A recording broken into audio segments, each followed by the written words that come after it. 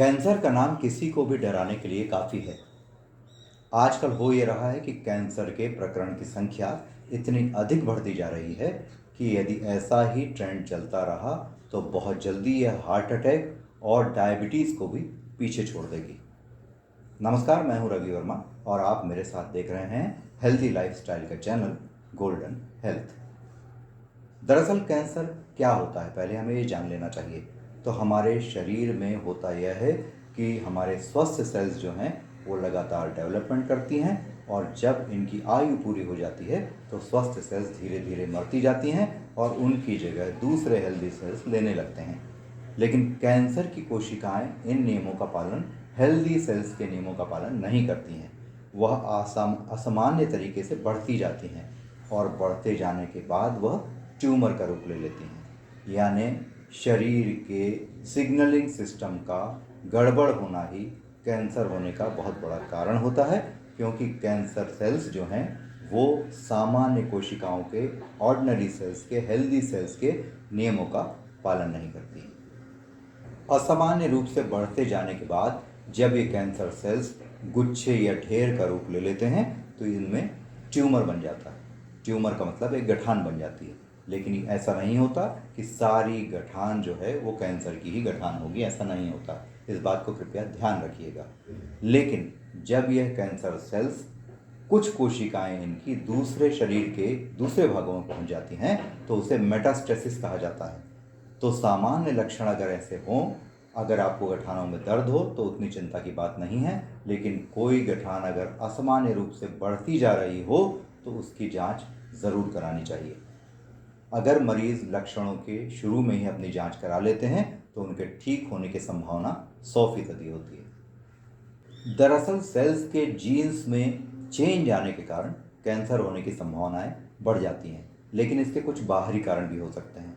उनमें सबसे पहला होता है खान पान, आपकी लाइफस्टाइल, या तंबाकू या धूम्रपान करना, या वायरल इन्फेक्शन आपको बार बार होना, या डायबिटीज़ बहुत लंबे समय तक आपको होना।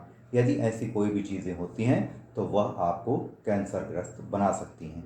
इसके अलावा कुछ और कारण हैं, जैसे अल्ट्रा वायलेट रेज, धूप से जो मिलती है उसका लगातार एक्सपोजर, या gamma rays, CT scan, X-ray, ultrasound, इससे जो शरीर में घातक रेडिएशन आता है वो भी कैंसर का एक कारण हो सकता है। एक कारण कैंसर का यह भी हो सकता है कि अगर आपके दादा दादी को, नाना नानी को कैंसर हुआ हो तो ऐसे लोगों में कैंसर की संभावना सिर्फ 10% बढ़ती है। इससे चिंतित होने की ज़रूरत नहीं है, क्योंकि कोई ज़रूरी नहीं कि अगर आपके माता पिता या पूर्वजों में से किसी को कैंसर रहा हो तो आपको भी कैंसर होगा ही।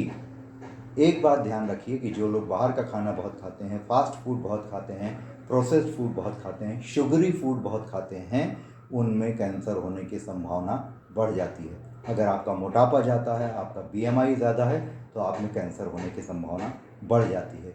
यानी cancer cells are developed by sugar, so avoid sugary food to control cancer. बहुत ध्यान रखने वाली बात यह है कि अगर आपको कैंसर से बचना है तो आपको केमिकल प्रोडक्ट्स और आर्टिफिशियल सप्लीमेंट्स का उपयोग तत्काल बंद करना होगा। इसमें chemical soaps, shampoos, protein supplements, hormone replacement therapy और उसके सप्लीमेंट्स, और विटामिन की गोलियां और अन्य एलोपैथी की दवाएं आती हैं जिनसे कैंसर होने के चांसेस बढ़ जाते हैं। आइए अब यह जान लेते हैं कि किन लोगों में कैंसर होने की संभावना कम होती है। तो सबसे पहले इनमें वो लोग आते हैं जिनका खान पान सामान्य और तंदुरुस्त दुरुस्त होता है। इसका मतलब यदि हम घर का खाना खाते हैं, अपना जो हमारे पूर्वज भोजन करते थे लगभग उसी तरीके का खाना खाते हैं, packed food, preserve food, industrial food ज़्यादा नहीं खाते हैं, शुगर सिरप वाली चीज़ों का उपयोग नहीं करते हैं जिनमें ब्रेड भी आता है, बटर भी आता है। इसके अलावा जितने पिज़्ज़ा, बर्गर हैं, ये सारी चीज़ें शुगर फेड होती हैं, इनका उपयोग कम करते हैं तो कैंसर की संभावना कम होती है। दूसरी चीज़, जिनकी लाइफस्टाइल अच्छी हो, यानी वो सुबह सुबह उठकर सैर पर जाते हों, प्राणायाम करते हों, अपने शरीर को धूप दिखाते हों, तो ऐसे लोगों में भी कैंसर होने की संभावना कम हो जाती है। ऐसा कभी नहीं करना चाहिए कि हम छोटे गांव या शहरों से बड़े शहरों में रहने आ गए हैं तो हमने अपनी पूरी लाइफस्टाइल बदल दी है और गांव का रहन सहन और खान पान भूल गए हैं।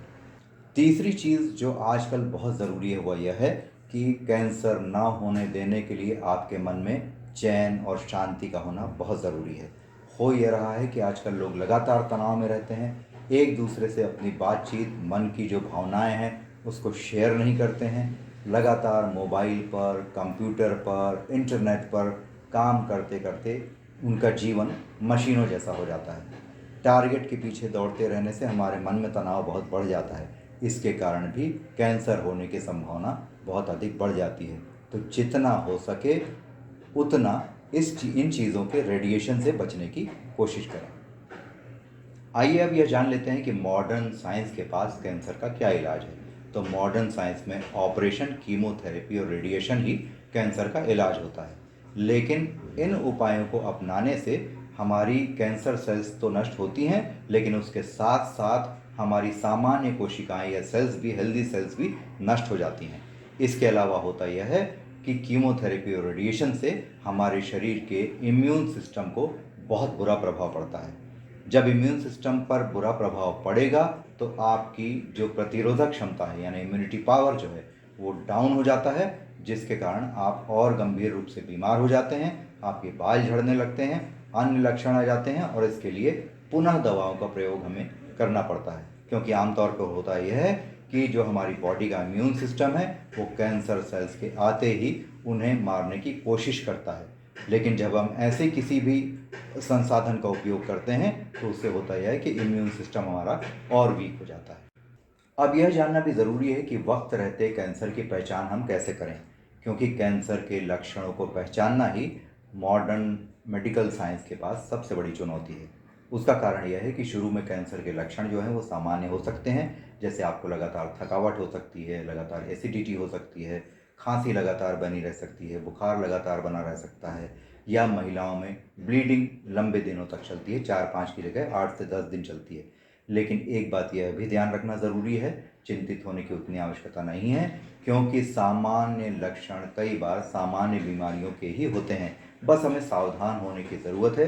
अगर हमारी दिनचर्या ठीक नहीं है, हम बाहर का खान पान ज़्यादा खाते हैं, अगर हमारी लाइफस्टाइल ठीक नहीं है तो हमें सतर्क हो जाना चाहिए, क्योंकि कैंसर में यह ज़रूरी है कि इसकी पहचान आप समय रहते कर लें और कोई भी सामान्य लक्षण अगर असामान्य तरीके से बहुत दिनों से आपके शरीर में मौजूद रहें तो हमें कैंसर की जांच करा लेना चाहिए। जैसे अगर किसी की ज़ुबान बात करते वक्त बार बार लड़खड़ाए और उसे तंबाकू, सिगरेट की आदत हो तो ऐसे में ओरल कैंसर की आशंका बढ़ जाती है। इसके अलावा अगर पेशाब से बार बार खून आ रहा हो तो प्रोस्टेट कैंसर की आशंका बढ़ जाती है। दांतों में लगातार खून आना या मुंह में लगातार छाले होना भी ओरल कैंसर का प्रारंभिक संकेत हमें दे सकते हैं। जिन महिलाओं में ब्रेस्ट में गठान हो लेकिन उसमें दर्द हो तो याद रखिए कि दर्द वाली गठानें अक्सर कैंसर नहीं होती हैं। यह हार्मोन के चेंजेस से हो सकता है, जिसे हम कैंसर या ब्रेस्ट में गठान आने से चिंतित होने की हमेशा ज़रूरत नहीं होती है। इसे कैंसर मानना भी ठीक नहीं है। लगातार इसे ऑब्जर्व करें, इसका परीक्षण करती रहें महिलाएं, और यदि इसमें दर्द गायब हो जाए और गठान असामान्य तरीके से बढ़ने लगे तभी कैंसर की तत्काल जांच कराएं। याद रखिए कि बिना किसी कारण के असामान्य तरीके से वजन का तेजी से कम होना कैंसर का सबसे बड़ा लक्षण है। यदि किसी का वजन बिना किसी कारण के 3 महीनों में 10 किलो घट जाए तो उसे कैंसर की आशंका को सही मानकर उसकी जांच करानी चाहिए। लेकिन यह हर बार ज़रूरी नहीं होता, क्योंकि कई लक्षण एसिडिटी के, थकावट के आपके शरीर में मौजूद रह सकते हैं, लंबे समय तक चल सकते हैं। ऐसा किसी इन्फेक्शन की वजह से भी हो सकता है। तो हर बुखार या खांसी, सर्दी, छाले, इसको कैंसर समझने की गलती नहीं करना चाहिए। हाँ, यदि इसमें कुछ भी असामान्य लगे तो हमें तत्काल उसकी जांच कराने से पीछे नहीं हटना चाहिए। अब अगर बात करें वेदों में महावेद आयुर्वेद की, तो आयुर्वेद जो है वह पूरी दुनिया में सबसे प्राचीन चिकित्सा पद्धति है। लेकिन हमारी जनरेशन को सरप्राइज करने वाली एक बात यह है कि बहुत पुराने समय में कैंसर जैसा कोई रोग सुनने में नहीं आता था और सारे रोगों का इलाज आयुर्वेदिक तरीके से हो जाता था। तो आयुर्वेद में कैंसर आज भी होता ही नहीं है, और जब कैंसर नहीं होता है तो कैंसर की दवा भी नहीं होती है, क्योंकि आयुर्वेद के पास शरीर के वात पित्त और कफ के लक्षणों का अध्ययन करके किसी भी रोग के कारण को रिवर्स करना ही सबसे बड़ा तरीका है। यानी आयुर्वेद में ऐसा नहीं होता कि आपको कैंसर हो गया है तो उसके लिए पर्टिकुलरली कोई दवा होगी। वात पित्त और कफ के बैलेंस को अगर सही किया जाएगा तो कैंसर क्या सभी तरह की बीमारियों को रिवर्स किया जा सकता है, उससे बचा जा सकता है। हमारे लिए यह जानना भी बेहद ज़रूरी है कि क्या कैंसर सचमुच इतनी भयानक बीमारी है जितना भयानक इसे बताया जा रहा है। मेरे हिसाब से तो शायद नहीं। कैंसर एक बीमारी तो है, लेकिन इस बीमारी का इलाज भी हम अपनी लाइफस्टाइल बदलकर खान पान को सही करके, शरीर में सूरज की धूप लेकर और प्राणायाम करके बहुत आसानी से कर सकते हैं। अगर हमारे शरीर में वात पित्त और कफ का बैलेंस बिल्कुल सही रहेगा तो कैंसर क्या कोई भी रोग हमें प्रभावित नहीं कर सकता है। तो कैंसर से डरने की ज़रूरत नहीं है। सबसे बड़ी ज़रूरत है अवेयर रहने की, जागरूक रहने की, समय पर इसके लक्षणों को पहचानने की और उसके बाद अपनी लाइफस्टाइल बदलने की, खान पान बदलने की और अपने को हमेशा स्वस्थ रखने की कोशिश करने की। उसका कारण सबसे बड़ा ये है कि कैंसर या कोई भी बीमारी होने के पहले अगर आप खान पान सही कर लेते हैं, प्राणायाम करते हैं, लाइफस्टाइल बदल लेते हैं, एक्टिव लाइफस्टाइल लीड करते हैं, तो कोई भी बीमारी आपको कभी नहीं होगी। And remember one thing, cancer is not death warrant. यहाँ एक बात आपको और बताना चाहूँगा कि अगर आप लाइफस्टाइल डिजीजेस जैसे diabetes, blood pressure, liver problem, kidney problem, obesity, arthritis, इस सब के डाइटरी रिवर्सल के लिए, बिना दवा के रिवर्सल के लिए संपर्क करना चाहते हैं मुझसे, तो आप इस मोबाइल नंबर पर मुझसे संपर्क कर सकते हैं। Thanks for watching.